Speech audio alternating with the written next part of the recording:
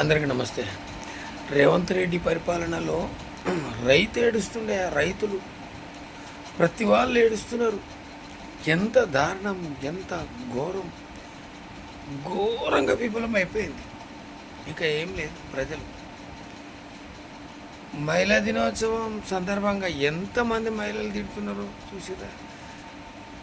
కరువు కాటకాలలో మళ్ళీ తిరిగి సమైక్యవాద రాష్ట్రంలో ఏ విధంగా నష్టపోయినరు రైతులు, ఇప్పుడు అదే విధంగా అవుతుంది. ఎంత చేసిర్రు?